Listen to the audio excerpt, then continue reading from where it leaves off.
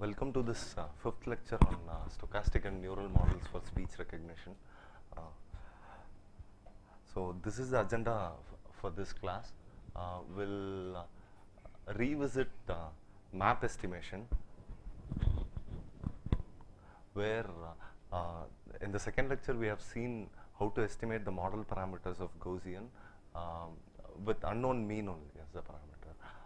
We kept variance as a fixed constant and we estimated the mean parameter. And I told we'll deal with estimation of mean and variance jointly after 3-4 classes, and I'll explain it today. And after that we'll see how to express exponential density function like exponential distributions, likelihood functions, conjugate priors and posteriors in some particular form of factorization. Is it? Because it's too loud.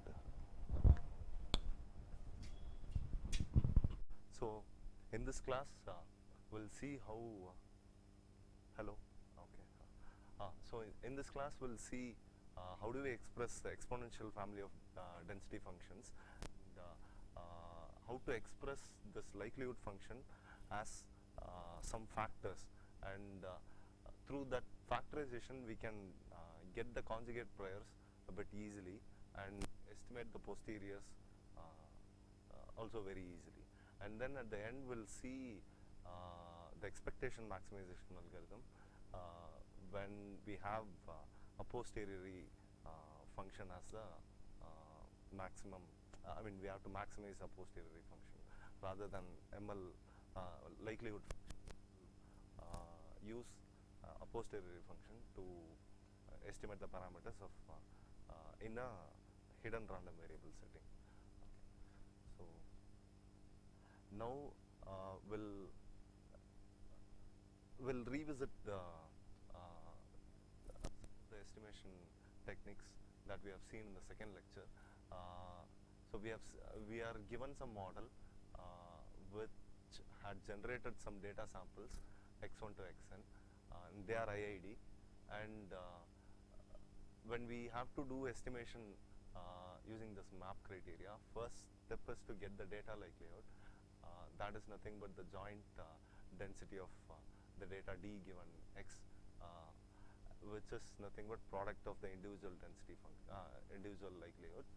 And the next step is to choose an appropriate conjugate prior density for the parameters theta. So why do we need conjugate prior densities? When we multiply the data likelihood and the prior density, we get the posteriors. If the posteriors and the priors are having the same functional form, then it's easy to just look at the posteriors and get the parameters theta star very easily. So that's why we choose conjugate priors to make the calculations a bit simpler. And we have seen so and the next step is to multiply the likelihood and prior to get the posterior, and the last step finally is to maximize, to find the mode of this posterior density, that is theta star. So that will be your map estimate. And this is what we have seen in the second lecture, where you are given some NID samples x1 to xn, and some normal density with unknown mean and known variance had calculated this, had generated this data, and P of x given mu colon sigma. Normally if something comes after colon, which means that parameter is fixed, it is no more a random variable, it's a fixed constant. If it's if it is something like this, then both mu and sigma should be treated as a random variable. If it is this, then we assume some parameter, some value for this sigma, and let's do the same. Okay. So this, so that's why in this case, as the variance is known, it comes after the colon. So and this is just the simplest form of normal distribution, and you get the data likelihood by multiplying the individual data's likelihood uh, individual samples likelihood, and we get something like this. And the next step is to assume some conjugate prior theta. Okay, so the theta in this case is just the parameter mu, and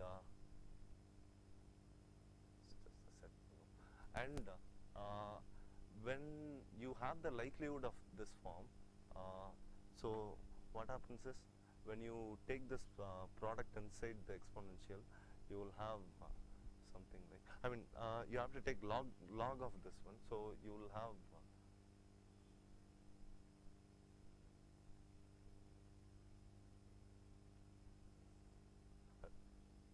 no need to take log, just take the product inside the exponential. You will have some xi minus mu square by 2 sigma square or something.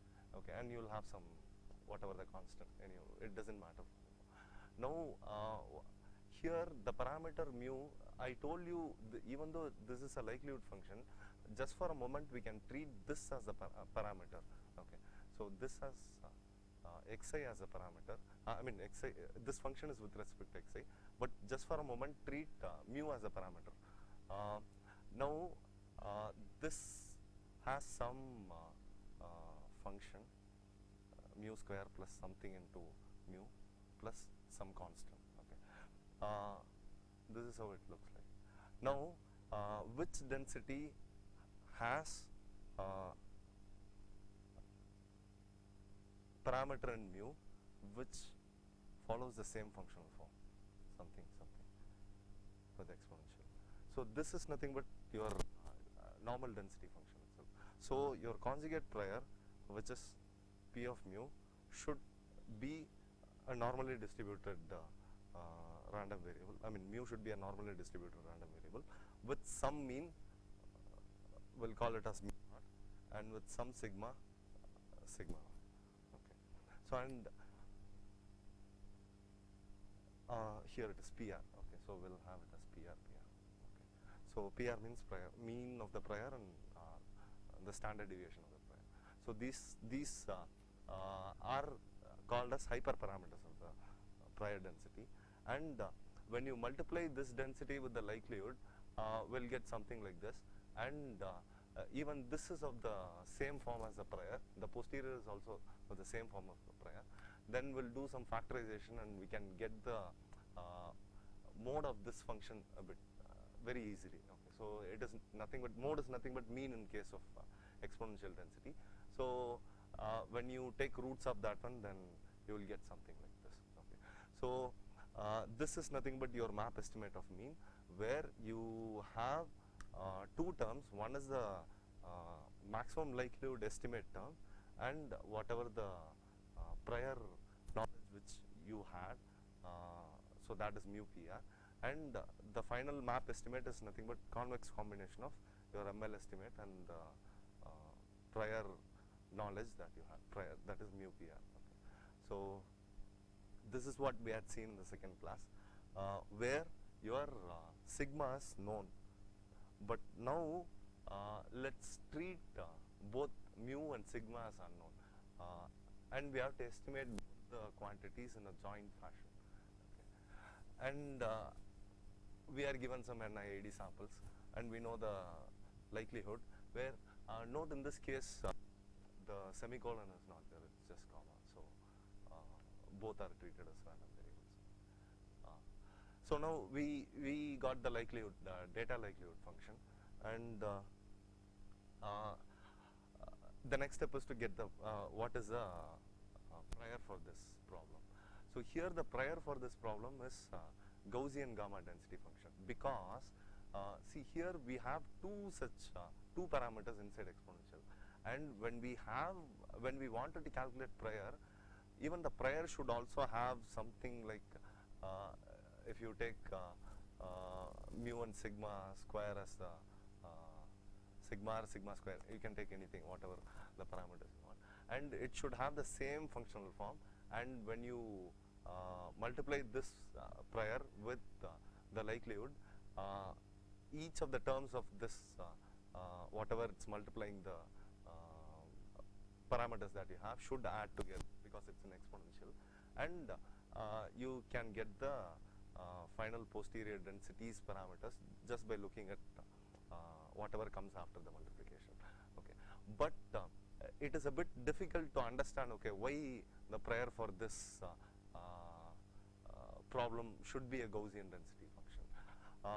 So there is an easier way to understand if this term, the P of D given mu sigma, can be factorized in some form, that is the data likelihood. If you factorize in some form, you can get the conjugate priors of for any problem a bit easier, and it is very much easier in case of exponential form of density functions. We'll see how. So this is a form of factorization. If the data likelihood can be factorized in this fashion, where you have some term h of x depending only on the data, and you have an exponential which has some gamma and some s of x, something, some g of lambda, something. Okay, so here you have some function, okay, some term here which depends only on the data, and this is nothing but your parameters, what the list of parameters which you are interested to estimate. Here we can whatever the parameters we are interested are the mean mu and either the standard deviation or the standard the variance or inverse of the variance. You can take whatever the in whatever the way you want. So that is why this factorization is not unique. You can have 2 mu or mu by sigma squared and sigma square, something, whatever the fashion you want. So you can factorize in whatever the form, and you should have some function which some terms which depends upon the samples. Okay, maybe sum over xi or sum over xi square or sum over xi square by n or 2xi square by n, something, whatever the things you want. And this term should depend on whatever the parameters you have chosen. Okay, this is any non-linear function or linear function on parameter space. Okay, for example, it can be, let's call it as this as gamma 1, this is gamma 2. Okay, the first entry of gamma and second entry of gamma. This can be like, okay, gamma 1 square by gamma 2 or gamma 1 gamma 2 or whatever the function you want. Okay, so this is some function on the parameter space, and that should be your second term. If your likelihood function can be factorized in this form, then you can easily calculate the conjugate prior. Okay, so we'll see how we'll calculate in the next slide, but before that we'll see what these parameters actually mean, what these terms actually mean. This is usually called as this is nothing but what, this is a function of whatever the parameters we are actually interested in calculating, mean and variance.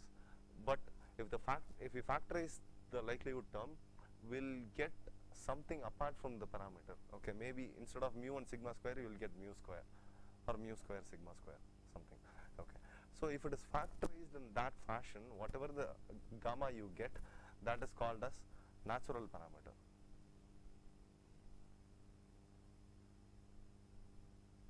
Okay, and whatever the term you have here is called as sufficient statistic. Okay, sufficient statistic means you are having a model which generates the data, and you have to estimate the parameters of the model, and from there you are getting some statistics about the density function.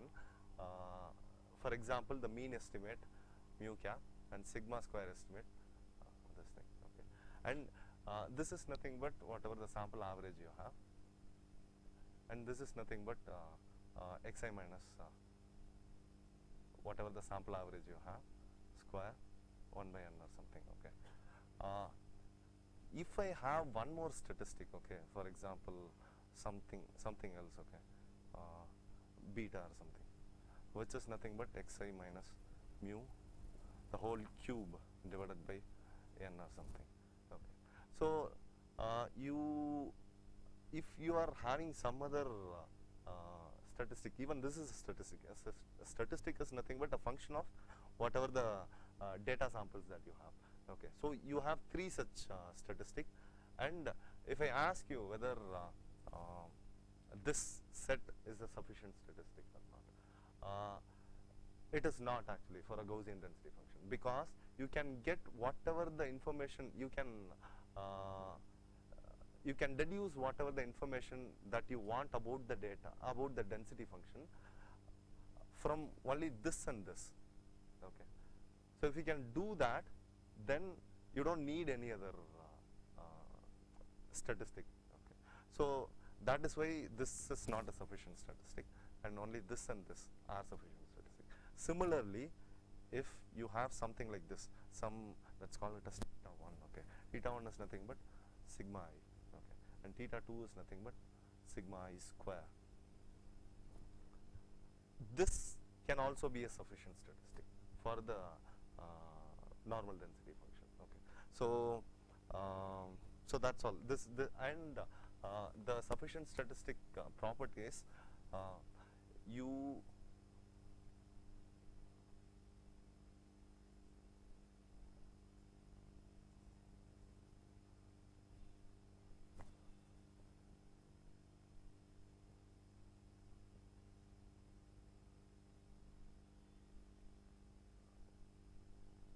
in other words,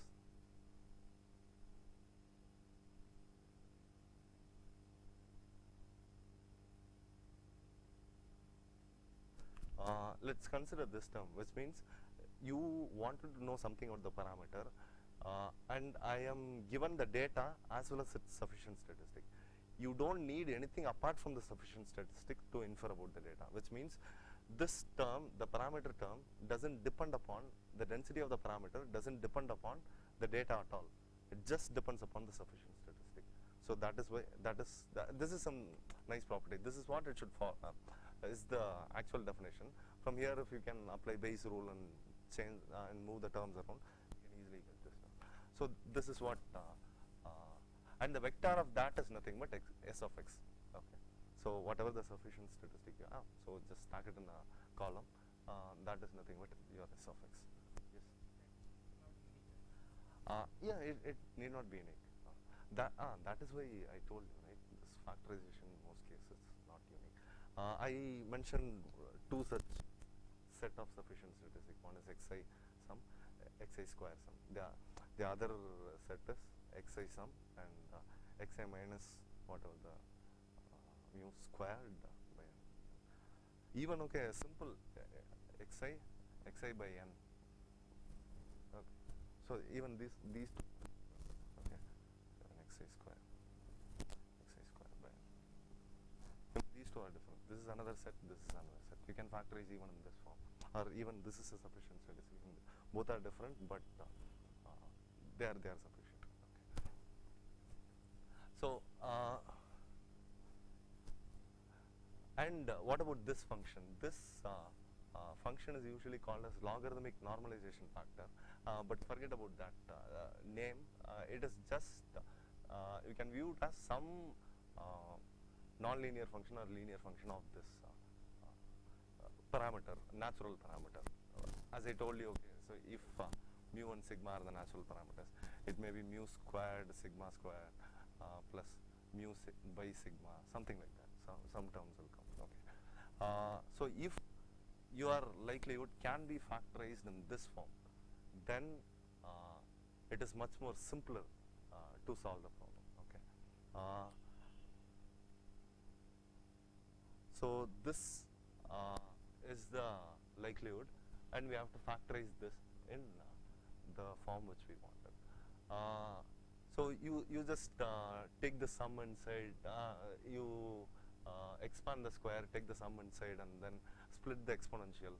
You will get these three terms, and this doesn't depend upon the parameters, because I've just to illustrate whether whether it is a non-unique factorization, I've just taken this as only unknown mean. Okay, later I'll come to unknown mean and unknown variance. Okay, for now just assume sigma as a fixed parameter. Okay, now this is how we can factorize it, where the term outside the exponential depends only on the data. Okay, so you can keep it. The term inside the exponential, here you can split it and see that this term is nothing but a dot product of the parameter term and the sufficient statistic. Okay, so this is the parameter term, which is nothing but a single vector. Because in our problem the actual parameter is only the mu. Okay, so that is why sigma is nothing but the theta itself, nothing but only the vector mu. Okay, sorry, gamma. Now the sufficient statistics is nothing but sum over xi by sigma square, and whatever the gamma you have is nothing but n by 2 sigma square of gamma square. Okay, so it is a function of gamma. G of gamma is nothing but some function of gamma. So a constant and square of that whatever the gamma which you have. Okay, maybe I'll write it also. Square, which is nothing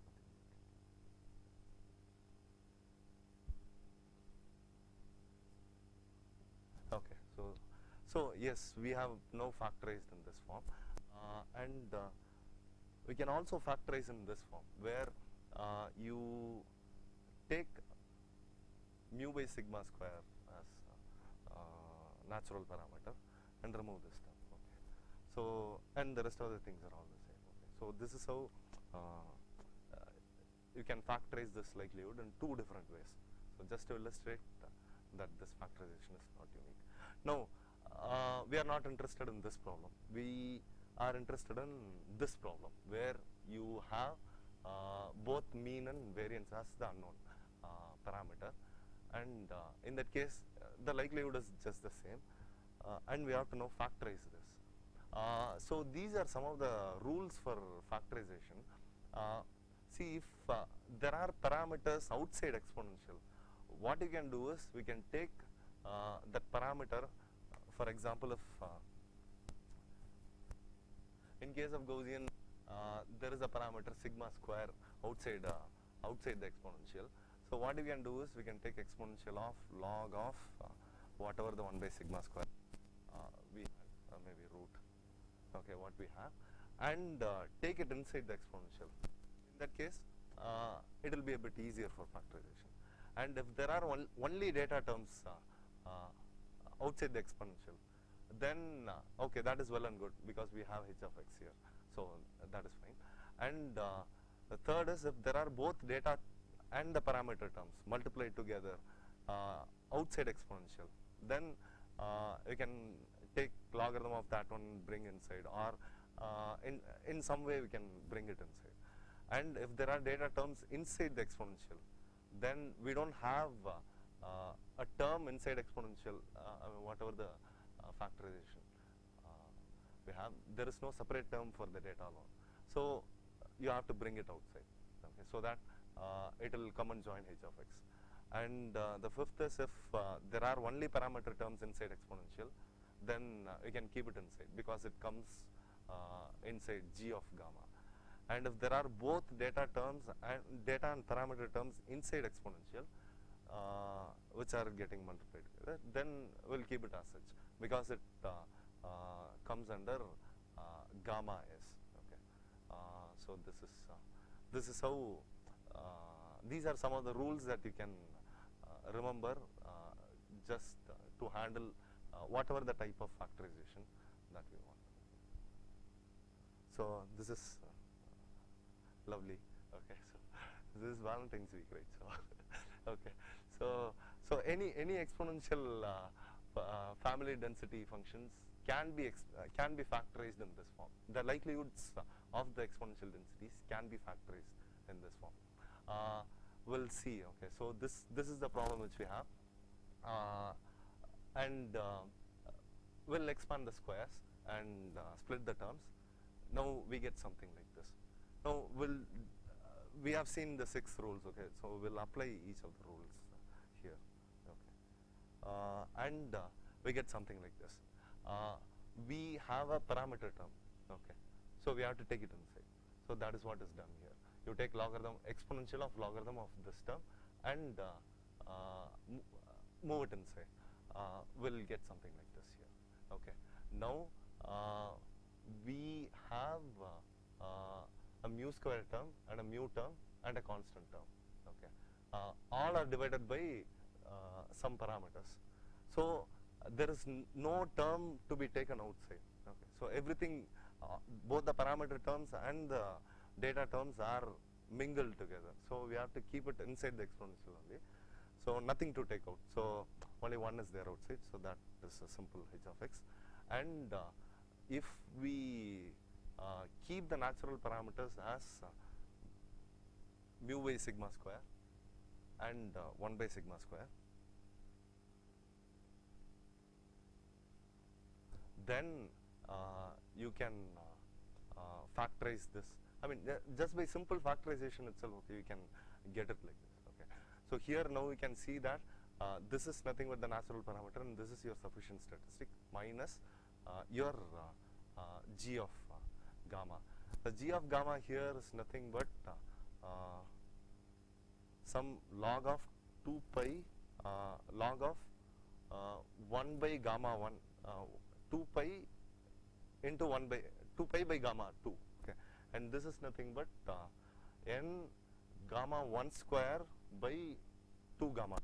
Okay, so that is how you have to interpret. Okay, so that is maybe I will explain it here.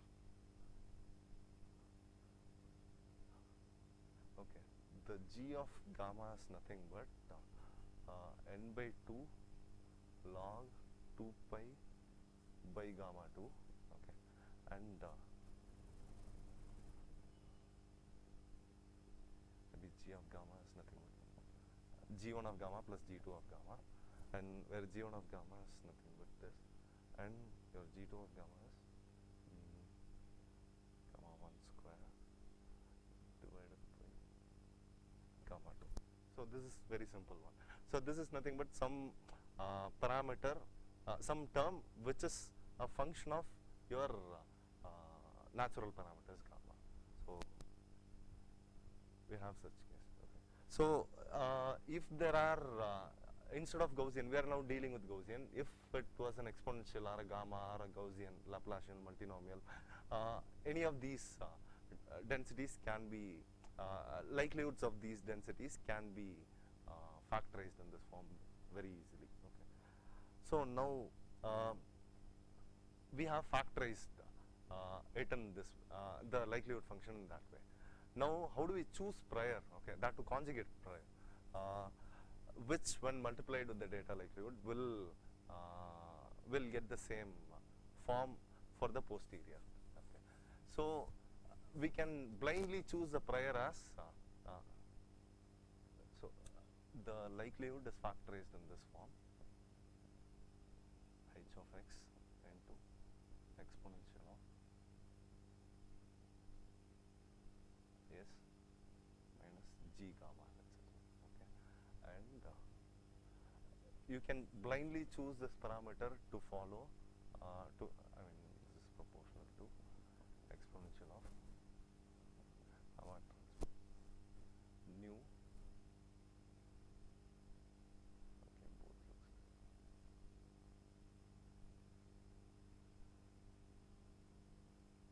okay. So if you choose your prior to follow this form, then when you multiply this prior with the with the data likelihood, you will get the posteriors. Okay, which will look something like, okay, here it is 1. Okay, so and it is also a constant. Okay, it doesn't depend upon theta, so you can even eliminate whatever it's outside. So in exponential, we have the same form with gamma here, gamma here. So whatever the gamma you have here will be the same, and you have S plus nu. Okay, and here whatever you have here will be phi plus 1 of G gamma. Now this is the posterior. Now we can see that the posterior and the prior have the same form. Okay, so this is how, this is an easy way to choose posteriors. Okay, sorry, priors. Now still there are some parameters for the prior, because when we dealt with unknown mean case, we had assumed some prior which is nothing but the Gaussian, where we had this, we took this to be a normally distributed density with some mean mu PR, and variance of that mu is sigma PR square. Okay. So what are these called? These are called as hyperparameters. These are parameters of the prior. Okay. So they are called as hyperparameters. Similarly, when we choose this prior, even that has some hyperparameters. Those are nothing but your nus and phis. Okay. So now when we multiply the prior and likelihood, as I told you, you will get something like this, where the posterior and the prior has the same form of density. Okay. Now from this we can get the estimate theta star, the map estimate theta star, just by maximizing this posterior function, or by some other means of Bayesian. Okay, for example, you can take expectation of this density function and get that as one more estimator. That doesn't come under map, it is one form of Bayesian. Okay, so you can do either way. In Gaussian case, both mean and mode are the same, so you can have the same estimator will work. But if it is not, then how do we do? We'll do the same form of factorization. I mean, whatever the factorization that we got, 2 slides back, this was the equation that we had. Okay, so where I had, where is it? So you have the factorization with a constant h of x, which is 1, and you have the parameter, natural parameters, as mu by sigma square and 1 by sigma square, and these are the sufficient statistic, and these are the functions of the natural parameters, g of gamma. Now what we do is, we just move the terms inside the exponential. We just expand the terms and move the terms inside and outside the exponential, and we'll see what form of density we get. So let's take this new vector to be nu1 and nu2. Okay, so that is nothing but your posterior. This is your prior density, which has this as a natural parameter, and this as the hyperparameters, this new vector and your phi1 and phi2. Okay. Then what you can do is, you can take this term outside, okay, and keep the rest of the thing. You just take this inner product and keep this term inside the summation. Okay. So, sorry, take this term outside the exponential and keep these two inside the exponential. So we'll get something like this. Now what you can do is, this is a quadratic term in mu. Okay. So you in expanded form, so find its root and keep it in a quadratic form itself. So we'll get something like this. Okay, this is the same equation. I've just expanded it and wrote it here. Now we can see that, sorry, this should be a square. Here it should be mu minus gamma 1, nu 1 by n phi 1 square. So once we now look at this term, okay, so here we have a parameter mu with mean nu1 by n phi1 divided by some 2 sigma square by n phi1. So we can treat this to be the variance of this. If we treat this to be a variance and this to be the mean for the density with mu as a parameter, and have some appropriate normalizing constant, we can treat this term to be a density function in mu with this as the mean and this as the variance. If at all there is some problem in normalization, okay, you can forget about it because it is proportional to, it doesn't help when we multiply this prior with the likelihood, so it gets it doesn't get involved in normalization, so we can forget about it. Now if there are no constants in this, okay, if there are some parameters used in the normalization, because there is a sigma square involved, even that is a parameter. So when we divide it by sigma square, we have to multiply, we have one more term to multiply. So, and that is why we have a minus 1 here. Earlier it was n phi 2 by 2, and we divide this term by sigma square. So we have to multiply one more sigma square. So that multiplied sigma square will come here as a minus 1 term. So this is a very simple one, and we don't do anything with this, we just keep it as such. Now if you see, as this is a normal density function, and this looks close to gamma density function, where you have a parameter here multiplied with some hyperparameter, whatever we have, with an exponential of whatever the parameter you have here. That is, if you have, if you take 1 by sigma square as a common term, then you will get 1 by sigma square into nu1 square by 2 n phi 1 plus nu2. Okay, so that will be the common term. So this follows some exponential, gamma density function. So the gamma densities form will be nothing but your k par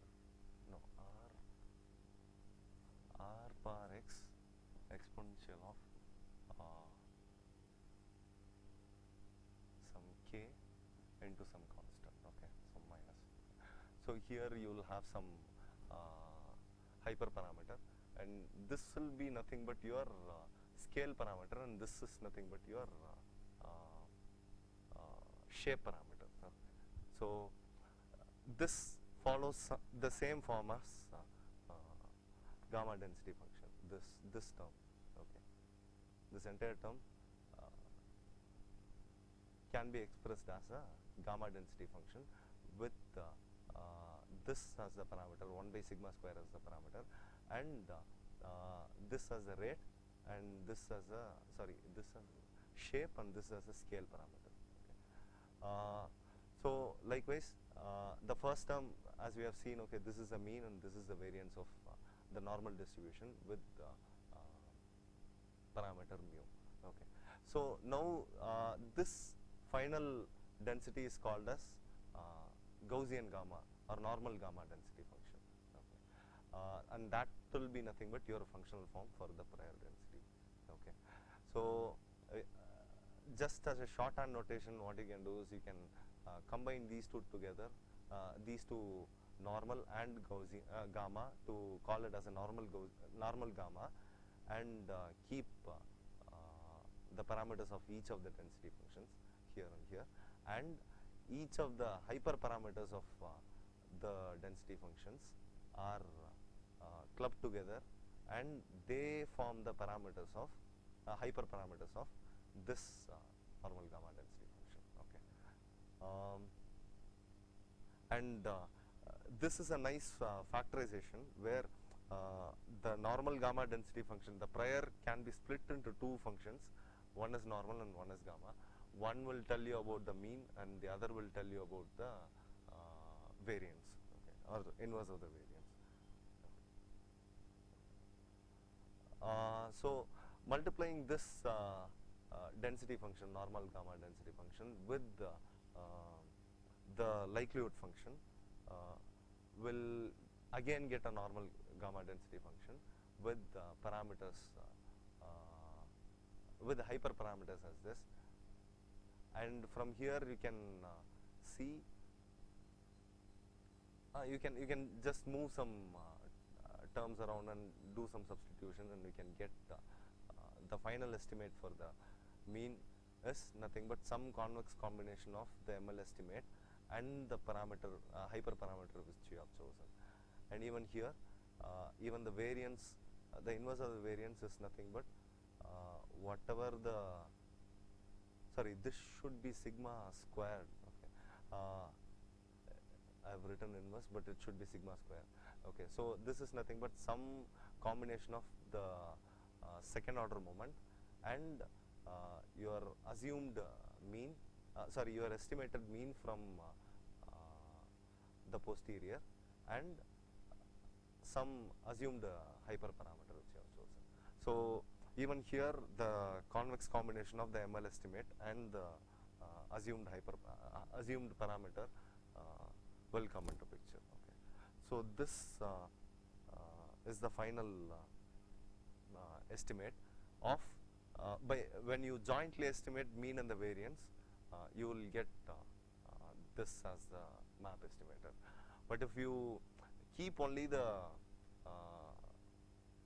if you keep the sigma square as fixed constant, then your estimate will be a bit simpler. That was what we discussed in the second lecture even before we have seen, and this is the kind of estimate you get when you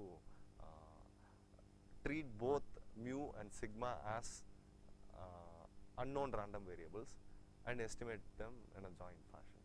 Okay. So this maybe what I'll do from I'll prepare a lecture scribe why the estimate is like this. It is very simple.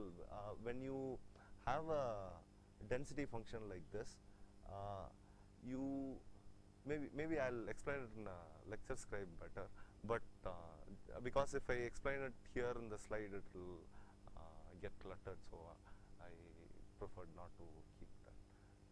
So just I have given this just to illustrate that the estimate is nothing but convex combination of your ML estimate and your assumed hyperparameter, and even here convex combination of your ML estimate and your assumed hyperparameters phi1 and gamma 2. Okay. So that's what I wanted to tell in this slide. So this completes the map estimation procedure for Gaussian density function when mean and variance are unknown. Okay. So now we'll see how this map estimation can be extended to estimate models which has latent variable. As we have seen, expectation maximization algorithm solves that latent variable problem in a ML setting. That is, you calculate the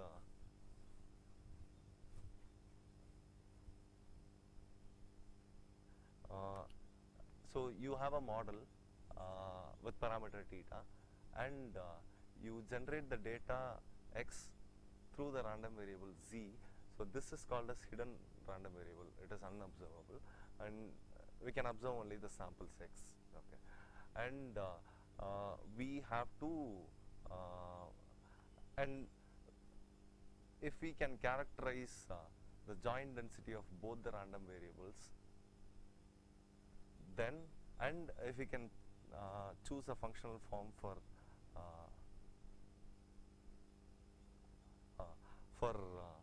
these two density functions, then what we can do is we can estimate a Q function which is nothing but expectation of this joint likelihood function, this joint density function with respect to this density function with some assumed parameter theta k, initially assumed parameter. This is nothing but from here you maximize this function. This is nothing but the q function. You maximize this to get theta star. Okay. So this is the simplest ML setting. Now, if you have to use map, then instead of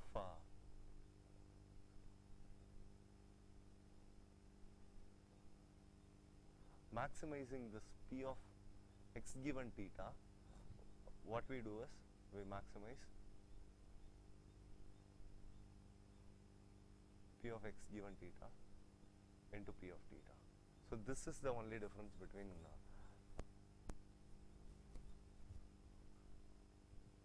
map and ML estimate.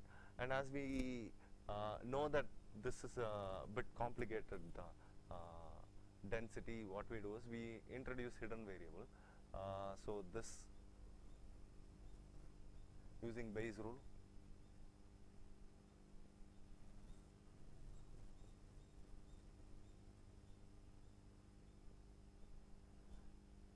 even then we can solve this, because it involves lot of, it is a, to solve this we need to do a lot of combinatoric search. So instead of solving this directly, what we do is take logarithm of this one and take expectation of this term with respect to this z given x theta k. So when we do that, we get something like this, the last equation, where this term depends upon, the first term depends upon z, second term also depends upon z, and the third term doesn't. Okay, so you can take the third term outside and keep the expectation only with respect to the first two terms. You will get something like this. That's what I have told here. This doesn't depend upon z. So whatever the term you have here just repeats. And here both the terms depend upon z. So you have to keep it as such. And what you can see here is nothing but, sorry, maybe we'll look at the last term. So this is nothing but whatever the h function that we got during EM algorithm in the ML setting case. So as I told you, if you had remembered, h function is nothing but it denotes the KL divergence between two density functions of z. So we have one density function with theta as a parameter, and we have another function with theta k as a parameter. Now we have to no, not theta, as the parameters of this density function, and theta k are the parameters of this density function. Let's say. Okay. Now this h function somehow denotes the KL divergence between this and this. As I told you, divergence is a distance measure. If both are same, only then you will have 0. Okay. If both the densities p of z given theta and p of z, maybe actually it is x given theta and p of z given x theta k. If both these densities are equal, only then the divergence is 0. Divergence or distance between them is 0. If it is not equal, then you will have some positive value. Okay. If maybe we can write it as greater than 0.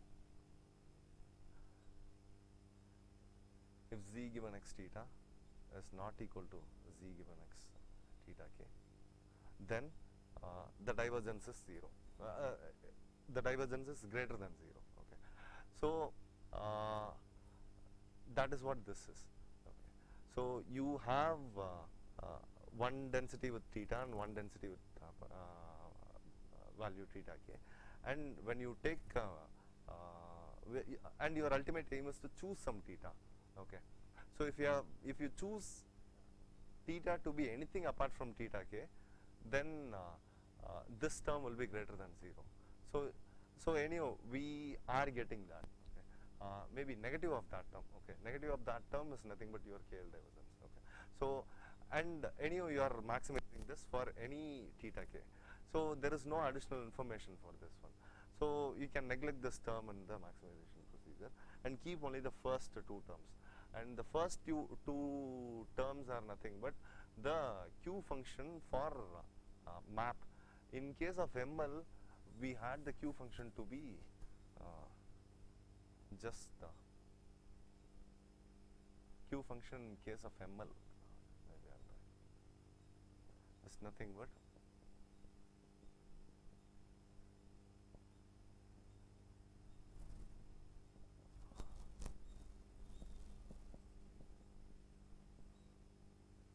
okay. In case of map,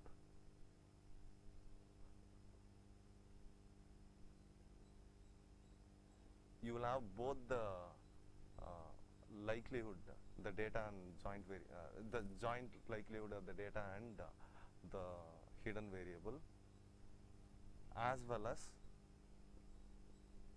your parameter theta. Okay. Maybe.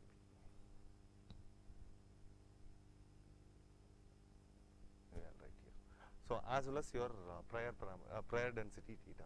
So this is your this is the difference between the Q function of the ML and the map. Okay. Now when we solve this EM problem with map Q function, then we assume the same form as this. Okay, this was nothing but some product of your weights into the normal density of each of the mixtures per your ZIM M your I. So this was the density function which we chose. This was the form of the density function which we chose for P of xz given theta. The same form can be chosen in this. Okay, and when you are choosing the parameters of this, I mean the density for this prior parameter, it should have the same functional form of as the likelihood function. So we have seen some 6 rules, right? So we can apply each of the rule and we can move the terms inside and outside the exponential to have the same form. Now after that you can do the maximization procedure a bit easier. Okay. So this is the final map function which you have to use. So in a nutshell, the procedure is like this. First we have to choose a joint density form for the data and likelihood, which for GMM looks like this. Okay. So and we have to choose the parameters, the density for this parameter theta, that is your prior density P of theta, and we have to choose some form for this density function, using which only we will take the expectation of this term. Okay. So if all these 3 parameters are chosen, these 3 density functions are chosen, then you have to do this EM step iteratively, where in the E step you have to get the Q function. The Q function here is nothing but whatever the MLQ function that you had and your plus logarithm of the prior density function. And in the M step, you just have to find the mode of this Q function. So that is so if you do this iteratively, you will converge to the map estimate theta map star. Okay. And if your n is larger, that is if you have more number of sample, then it will be close to your ML estimate, which means your posterior that is P of theta given x will be close to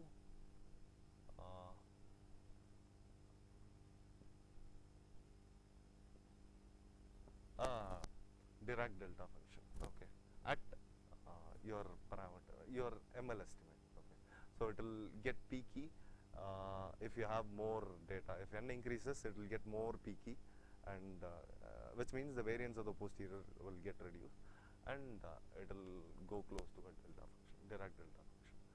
So that is this is how we apply EM in a map setting. Okay. And in the next class, we'll see.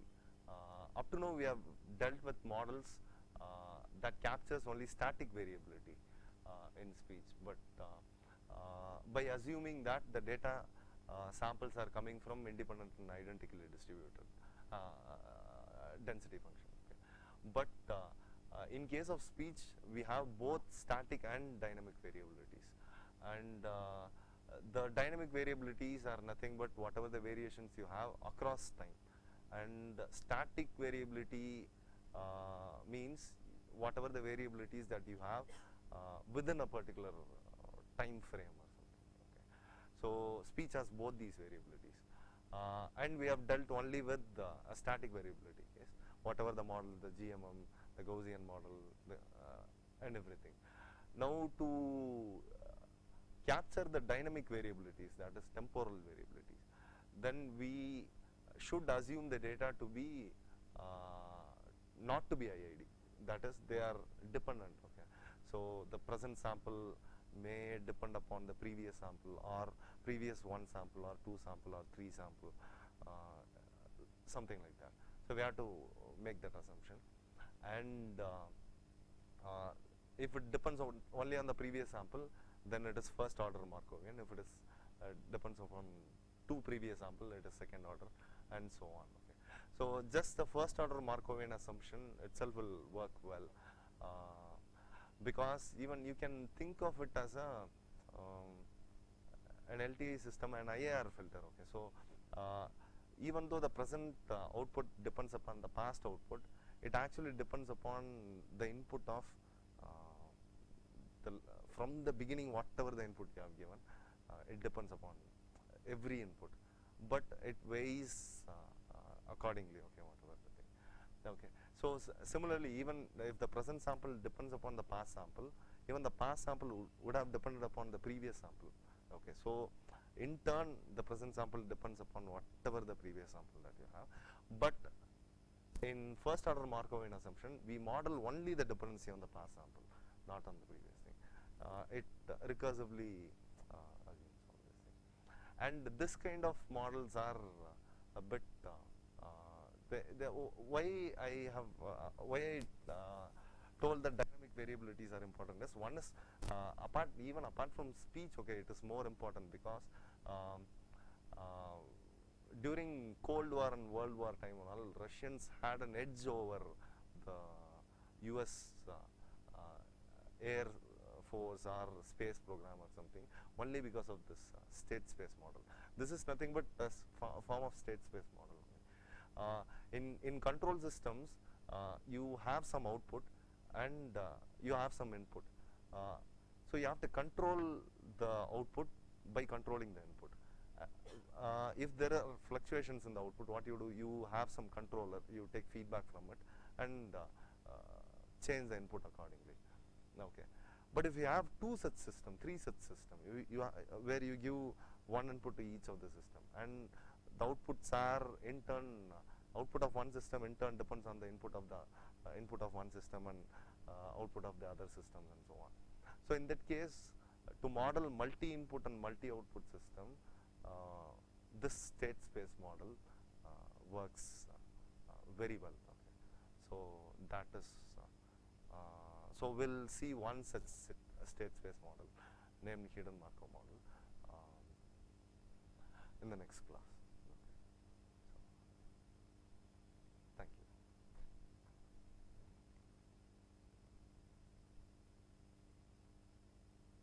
So any questions?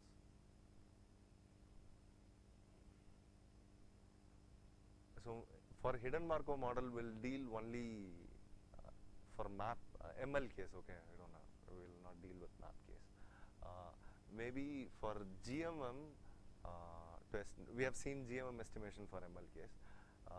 I'll give some problems for you to work Uh, I'll give the clue how to derive, and I'll tell you some of the steps, but you have to derive it yourself and write some program to implement this map for GMM case, and will not deal with multivariate case, only univariate samples will take and will derive. Okay, so in that case it will be a bit easier. Okay, so in case of multivariate, the prior densities which I have shown, the factorization, that becomes a bit more complicated, where in